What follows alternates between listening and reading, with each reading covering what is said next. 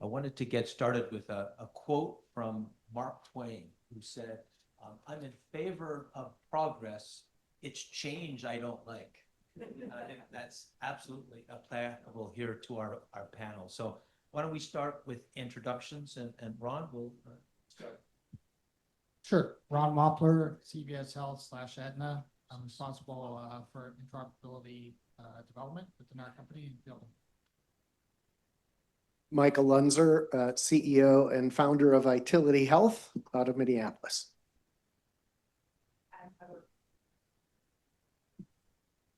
I'm Heather McComas, and I know how to work the microphone. I'm from the American Medical Association, and all the English majors in the room love you, Rob. Thank you for that. Hey, good afternoon, Cara Wahmann, Executive Director, Clinical Operations with HCSC and Oversight in our clinical Medicare space. I'm Senior Consultant with Point of Care Partners.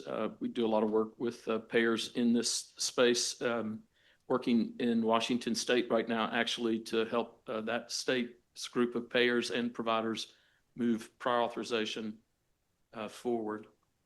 Prior to that, I was the interoperability leader for Arkansas Blue Cross. Great. Well, maybe Jim, we'll start with you with the easy question for the day, and that is, how are business processes going to change with the advent of APIs? Well, there's a lot of the obvious processes that'll change, the shared workflows between payer and provider, but many processes behind the scenes are, particularly at the payer, will have to change and change significantly. The development of medical policy is one of those processes. The inherent processes in rules engines, legacy rules engines, like we talked about earlier this morning, those processes have to change. So a lot of back office work that on the payer side that needs to be accomplished that may not be quite as visible as the shared workflow on the front end. And Cara, from a large payer, how do you see things changing?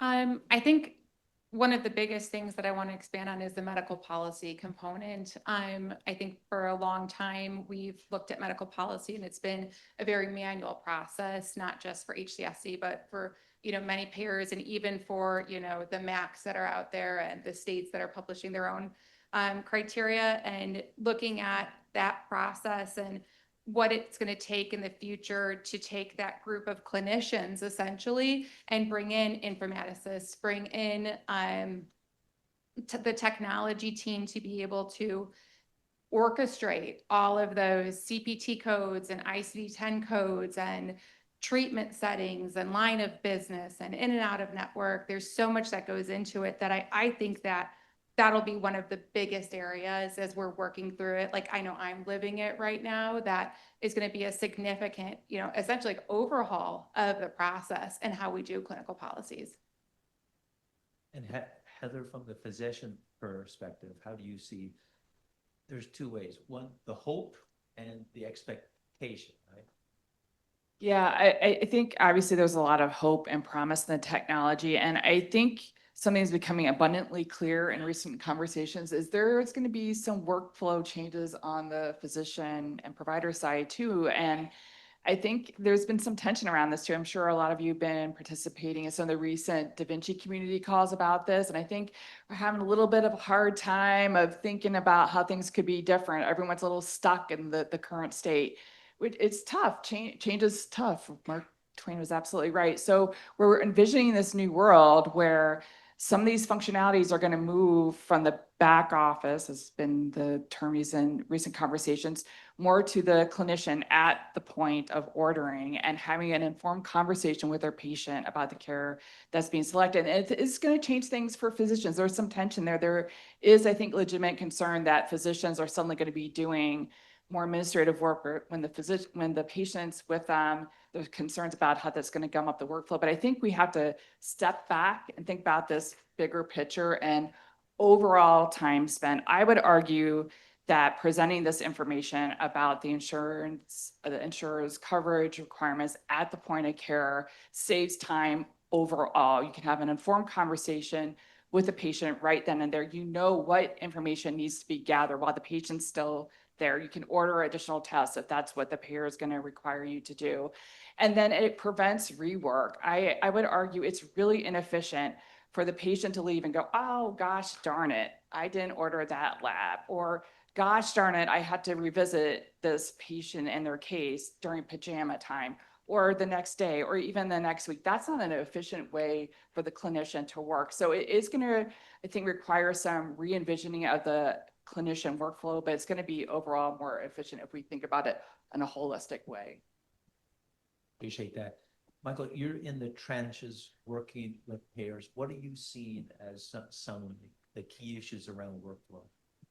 Yeah, I just find this whole topic fascinating because we have vendors. I'm a vendor. My company provides, policy management technology and codification tools and other types of things. And what we find is there are different expectations from the payer community as well as the provider community around how these processes should change.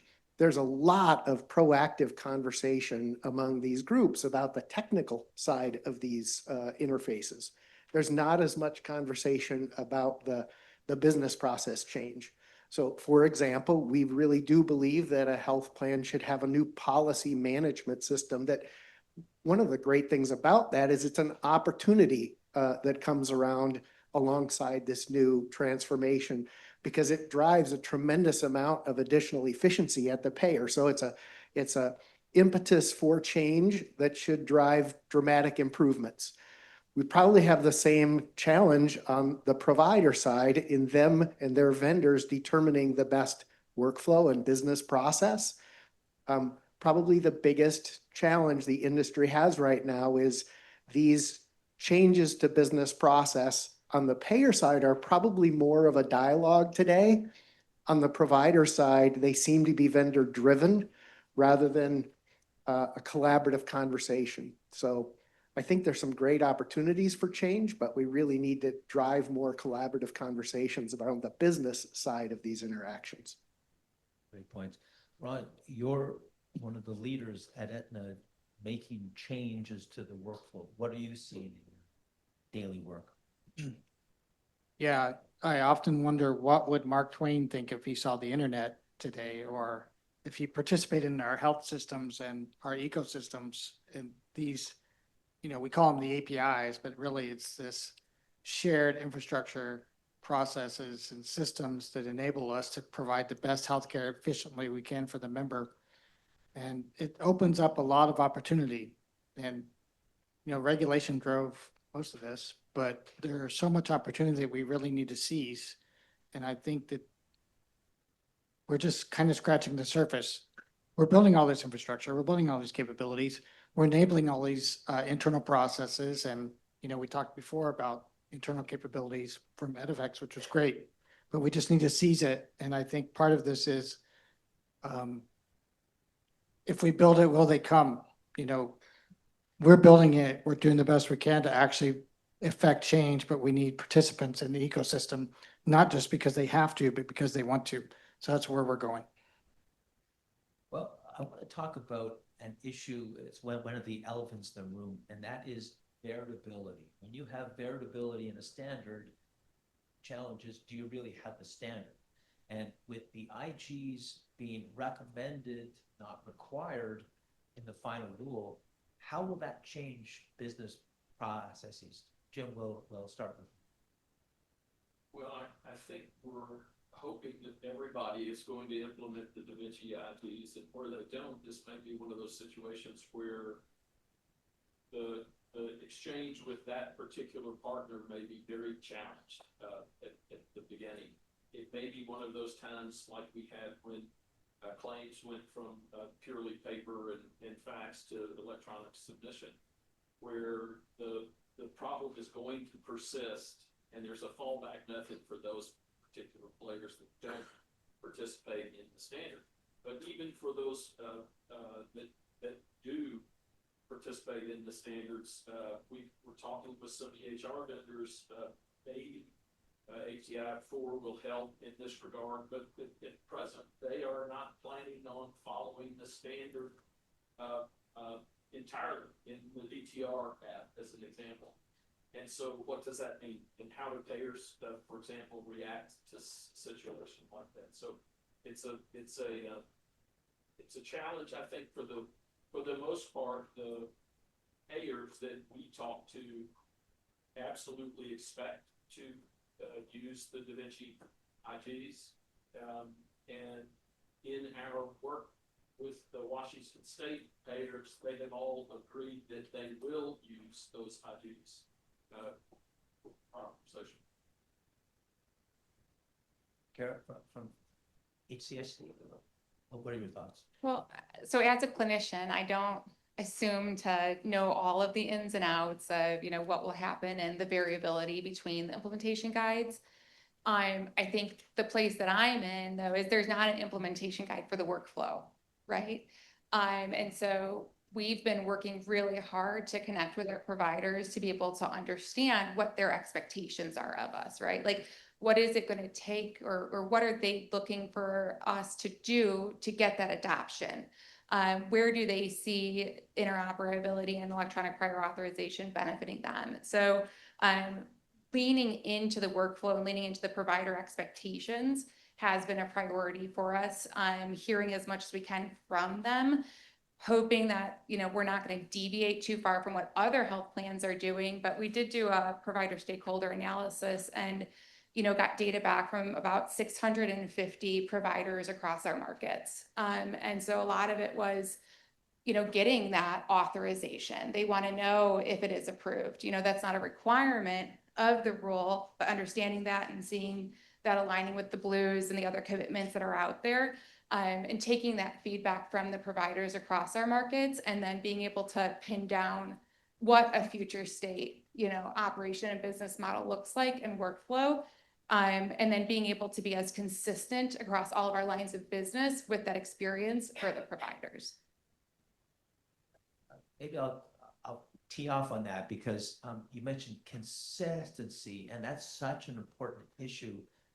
If the provider goes through the API, a portal, 278, fax machine, they want to get a consistent answer. So Heather, comments on that, and especially on if there's a change from payer to payer in terms of their interpretation of the guides. Yes, I think my response to that is caramba. If you think, and particularly flowing from my answer to your initial question, if we're thinking about clinicians getting more involved in this work, my goodness, physicians are going to have zero patience if every single API that they're interacting with from payer to payer is different. They already are so time pressed. And so if we were asking clinicians to be able to interpret and negotiate variation across all their book of business of payers, that's going to be a non-starter, frankly. And so the consistency is really important. And honestly, even if the plans are not now required to follow the guides, it just from a physician perspective, it's going to have to be implemented in that way for this to work, because otherwise there's just going to be too much variability, and all of our investments are going to fail, which will be really disappointing. And I don't think any of us want that. Michael? Yeah, I think it's an interesting area to discuss because, of course, we all want to follow the IGs. However, there's a lot of variability in the ways that we can implement across those IGs. So it's really important for not only the payer and their clinician partners to get together, but it's really important that all of us vendors and all the payers get together and agree on these standardized approaches. I like to say we're all going to win together with this project, or we're all going to lose together. And even Dr. Oz recently said, if we don't fix this soon, we're going to fix it for you. So we have to work together to get rid of the variability in these transactions. And that has to come from this type of engagement, but we have to go up a level from the technology side of this interaction to the user experience. Ron, from the CABS Aetna perspective? Yeah, thank you. And I agree with what you said completely. Our company's investing double-digit billions of dollars into interoperability in these processes. Not so that we can continue to get faxes and have very unnecessary prior authorization submitted just so that a provider gets paid. Just, I think somebody mentioned it before when we were doing these sheets. It's a really good example of how we need to modify the entire process. It's not just about building APIs. It's also changing the way we think and operate together, to your point, and we'll either win together or we'll lose together. It's a perfect way of saying it. Let me bring up a word, and that is speed.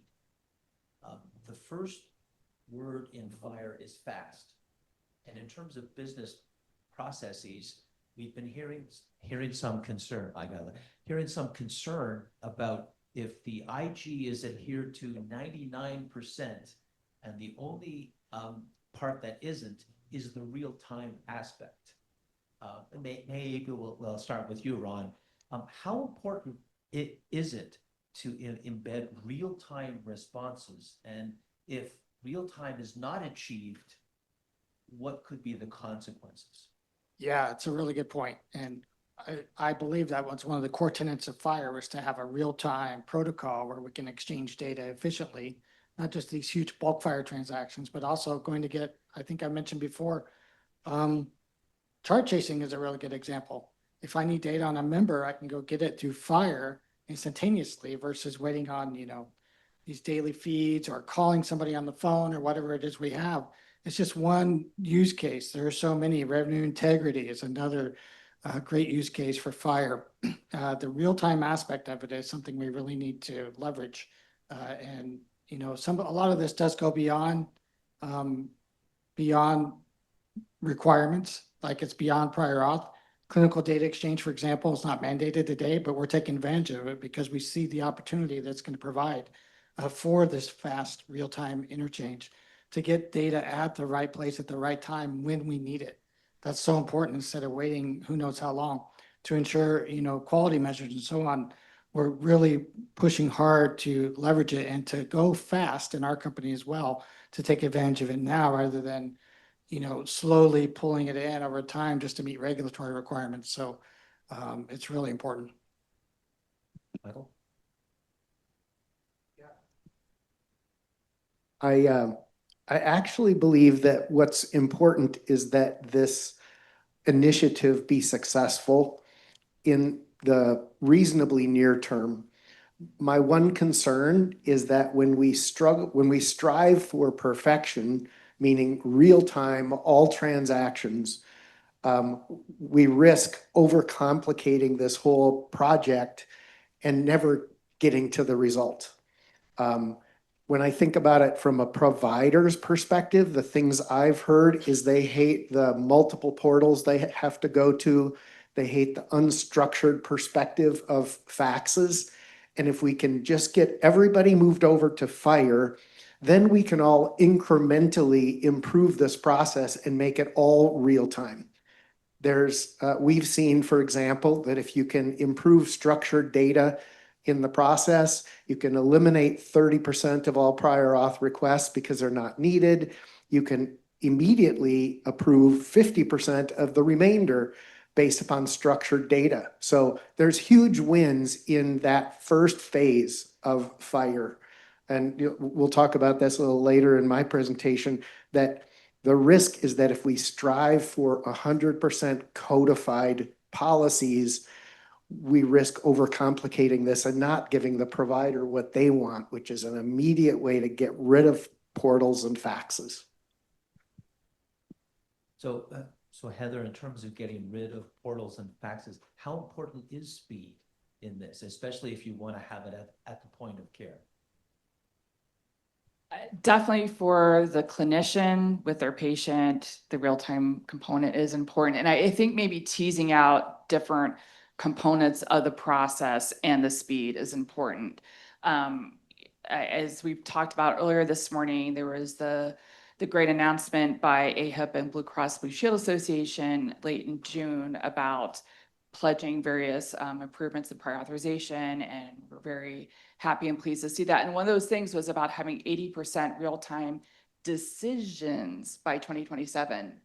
decisions. So that's that, but lately, we've heard a lot of discussions in the Da Vinci community expressing concern about getting real-time coverage information in the coverage requirements discovery part of the API. So that and so if that initial piece is not able to happen right now, I do put on my puzzle hat, wondering how we're going to get real-time decisions by 2027 if we can't even get the coverage information to clinicians. And I think that first piece is really important. I think that first piece does need to be definitely real time to inform the patient-physician conversation.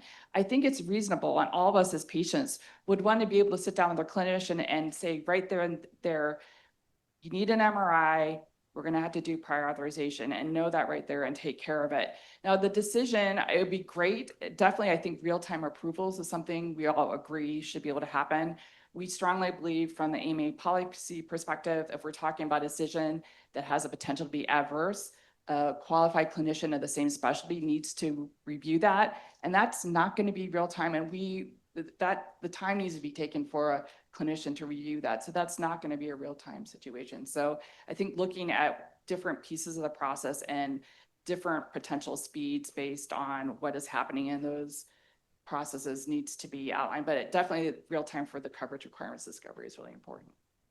Great points. And, prior authorization is often described as a conversation, not a transaction. Cara? I agree with Heather. I mean, I think, to be successful, and again, that's what I said, we heard back from our provider stakeholder experience or analysis was consistency, speed, reduced touches, right? Like reduced burden. As a nurse, I've done discharge planning at the bedside.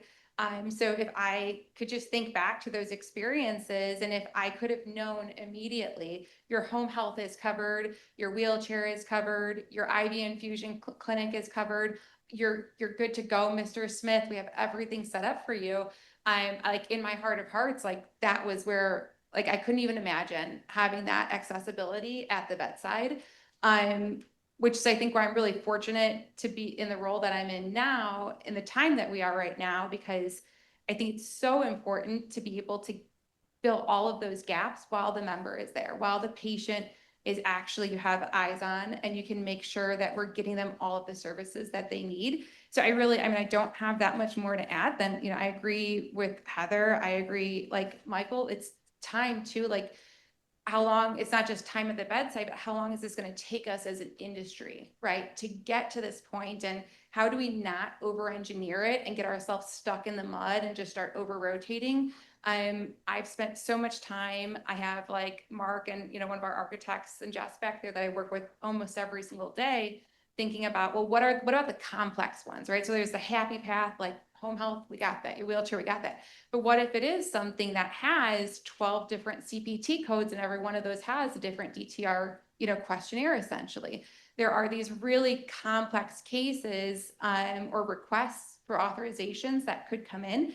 And Heather, just like you said, like, what if it can't get approved, so that communication still needs to be there. And then there are all of these other, specialty areas like behavioral health, right, where you might be having more of a conversation.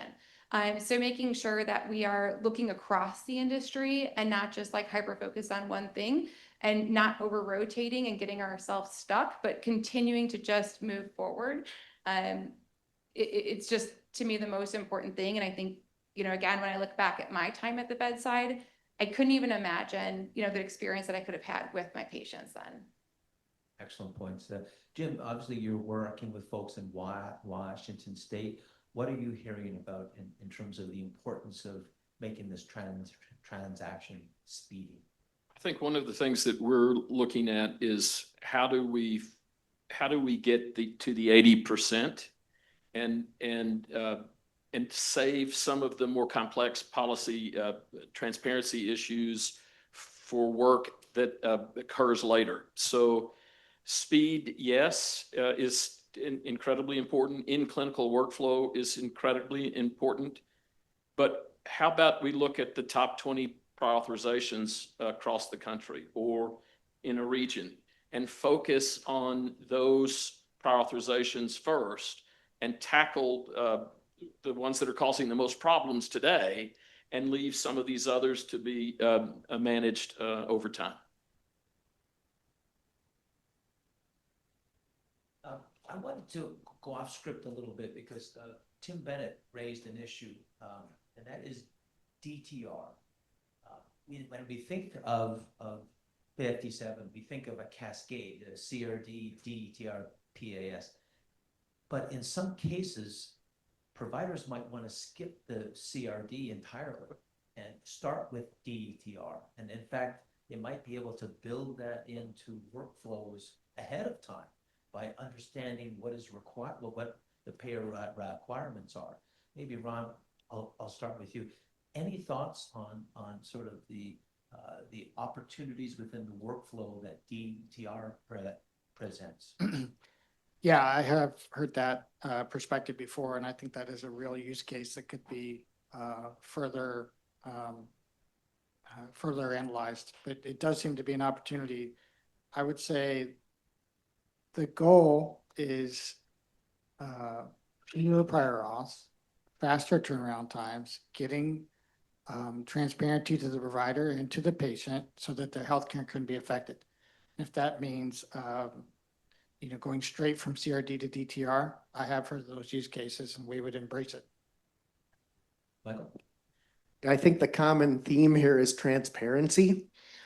So much of this data is buried in websites or spreadsheets or PDFs, and it makes it really hard for a patient to understand what the rules are, what's covered. I had a family member spent 4 hours on the phone with their health plan to figure out about a particular medication. And it was tribal knowledge inside the health plan that ultimately found the information.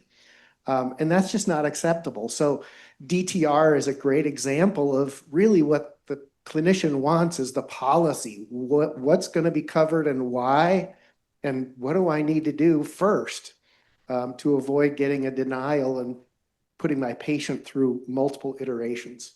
So I believe that a lot of the DTR information can be presented up front in the CRD to quickly get the clinician the information they need. What? Heather?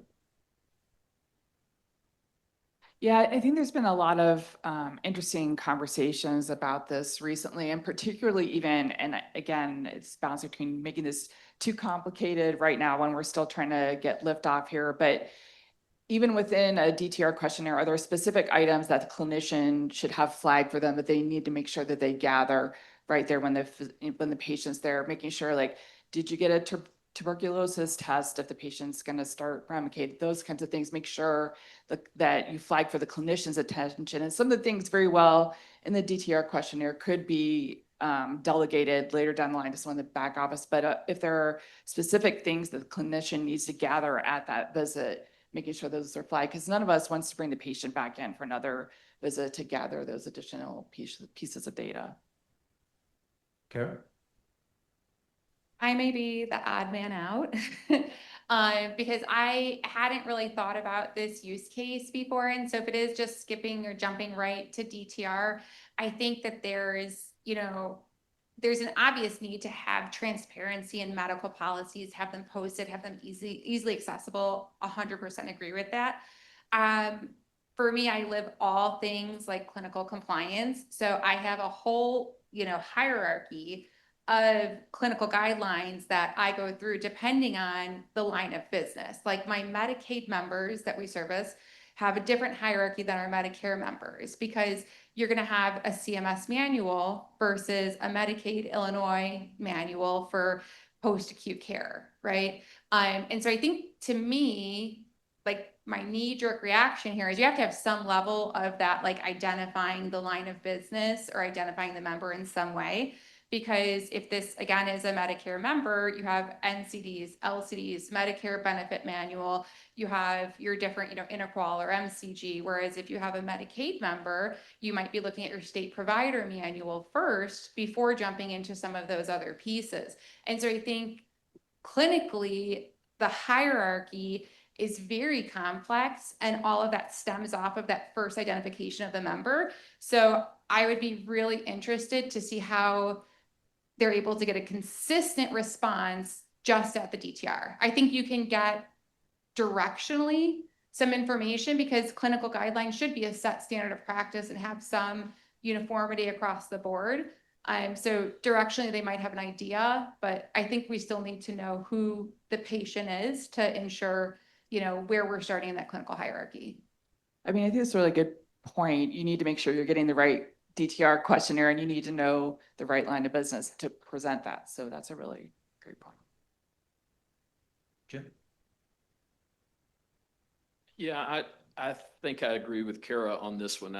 In thinking through some of the decision trees that you go through with a medical policy, that decision tree changes depending on the member's line of business often. So place of service could be something that you find in CRD that if you don't have that, you can give an improper answer. So I think objectively, we need to study it and see where that may apply. And if it allows for the work for speed in certain circumstances, then maybe that's how that's handled. But there's some study that needs to be done there.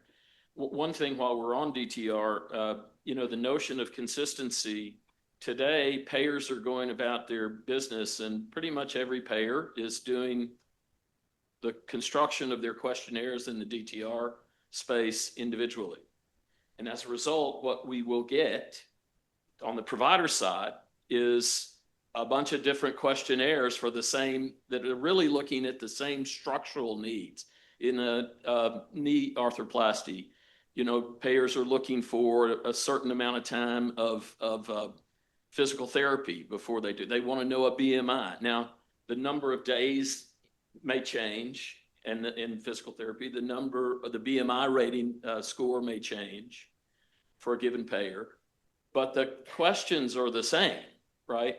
And so if there's a way for payers to come together and say, for the top 20 PAs or the top 80 PAs or whatever that is, let's see if we can build questionnaires that are standard. I think that helps the provider community in ways, and helps us as well, because we're spreading the cost of the development of those questionnaires across many, instead of reproducing that cost for every payer.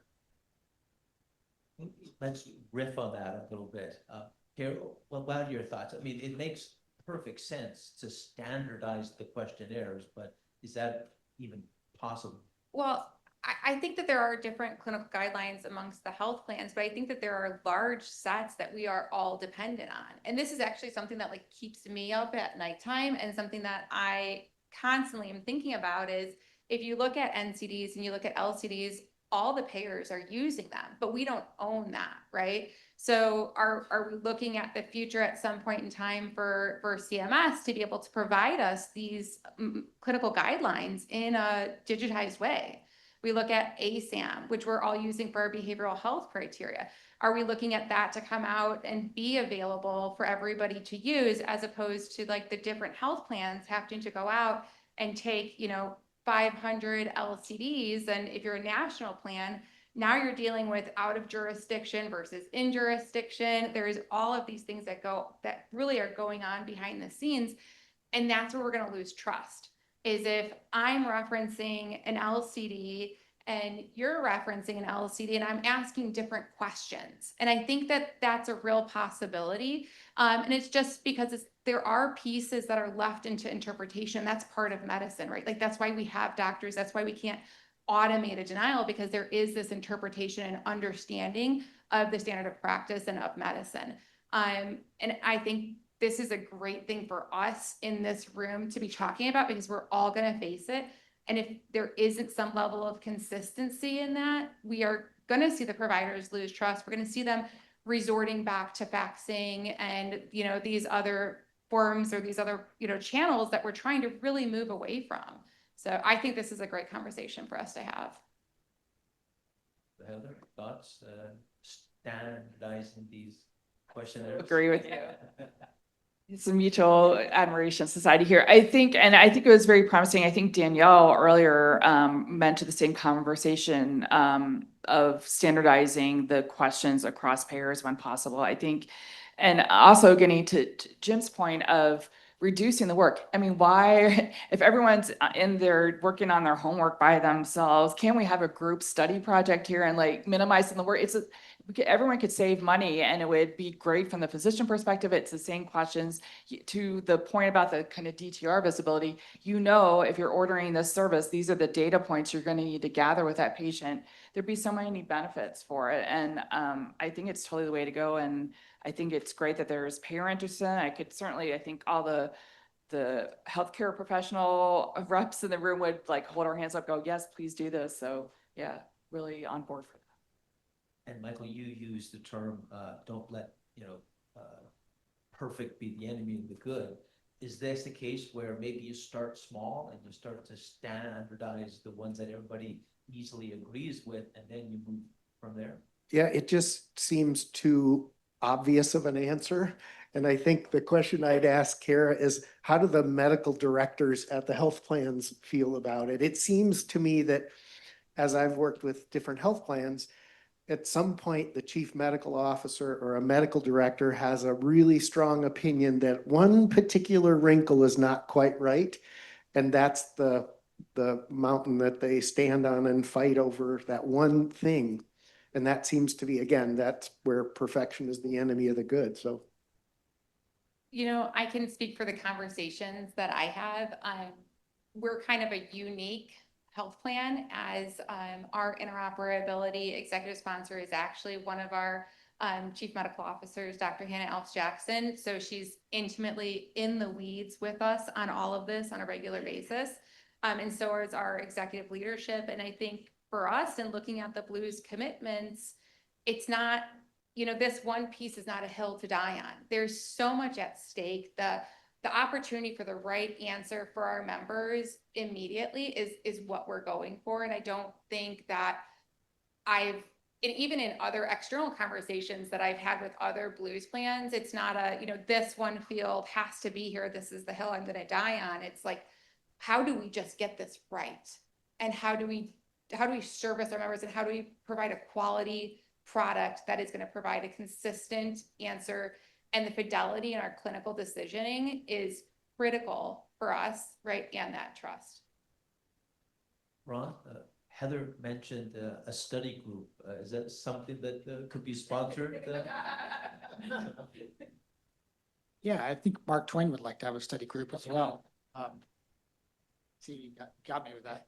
Yeah, these are definite, they're all very, very valid points. And that was my initial reaction is, in certain cases, I think it does make sense. Obviously, with different use cases, you're never going to be able to do DTR first, but maybe in some limited scenarios you could.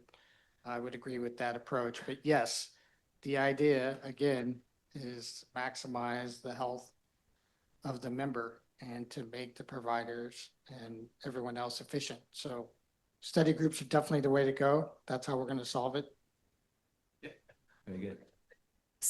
Study group and say, I was an all-nighter gal back in college, and Emma on my team is horrified by that. She's never pulled an all-nighter, so organized, and that is the way to go. Let's not be Heather in college. And I feel this is the time to be doing this work. It's right now in August of 2025. Let's not be doing this work and doing the all-nighter in fall of 2026. This is the time for the study group to convene and do the work together. Point. And Michael, you mentioned you might have a comment or two from the online. Yes, we do. From Alicia, I would like to add that leaders and managers need to be able to work with their users to help adopt. We already spoke that users are adverse to change and have trust concerns when it comes to technology. When there is a denial, they are asked to back up the work they completed.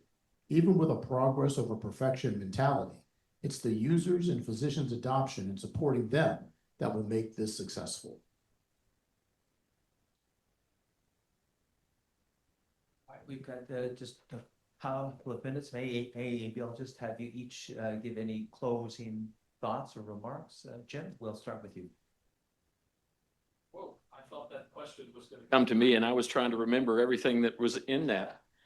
Well, I'm going to just keep running with the idea of the study group. I think that the folks in this room and beyond in your companies, building that need for a study group in your region, in your state, is really important. I can tell you that the progress that we're making, Aetna is part of our work group in Washington State. And I think it can be a sledge, but we are making progress with the group, and soon we're adding providers to that discussion. So there will be some matchmaking that's going on there. I think the same type of thing can happen across the country and needs to happen across the country if we're going to get a discussion going about things like a common set of DTR questionnaires. Cara? I think I just add on that, that we have to make sure that we have representation from all the right parties in the study group. I'm thinking back to my experience in the Medicaid space and looking at the provider stakeholder analysis. I think one of the things that we want to make sure that we're not doing is creating more disparities in certain provider archetypes, when it comes to capabilities, to making sure that it's not just our teaching hospitals and our large health plans that we're talking to, but making sure that we're also talking to our IPAs, making sure that we're talking to our FQHCs, working with our rural providers, working with our safety net hospitals. I think that to me is something that I feel very passionately about, is that it can't just be this table and everybody in this room. If we do that, we're going to dramatically increase the disparity in the capabilities for those providers. And those providers are the ones that are serving our most fragile members and our most fragile patients. And so getting the data in real time, closing those care gaps while those members are at the bedside should be like our #1 mission. So not just keeping it up here, but making sure that we have all the right people in the work groups, I think is very, very important to myself and, people that I work with. Well said. Heather? So glad that you brought the rural provider issue. I mean, this has to be a no one left behind initiative, because we have not really accomplished anything if this is just the large health systems that are able to implement it. We want all healthcare professionals to be able to take advantage of it, but particularly we want every patient in the United States to have access to the faster care that this model promises. So really great point there. Michael? Yeah, I think that the thing that shocks me about the excitement over 0057 is the lack of awareness among providers. At HIMSS, there was nothing from providers talking about the excitement over this. And if they're not in the room participating in the design and the plan for what this is going to do for them, we have a high level of risk that we design something that they don't like. So somehow we need to get them engaged. Yeah, I would agree 100%. It is amazing to come across providers, payers, you name it, everyone in the ecosystem, and they barely know what you're talking about. And it's like, when you live and breathe it every day for years, it's like, how could anybody not know about it? So there is an education job, a sales job, both inside the organizations, because some of our organizations are very large, as well as out to our provider community, that this is a way that it's going to help them. It's going to help them, and to participate is going to help everybody. So I think there is a sales aspect to this as well. And it just continues educating, and demonstrating the value proposition of what these things mean, because they are very impactful. But we haven't always been really good, I think, as a community educating. As much as we do, still seems like we need more.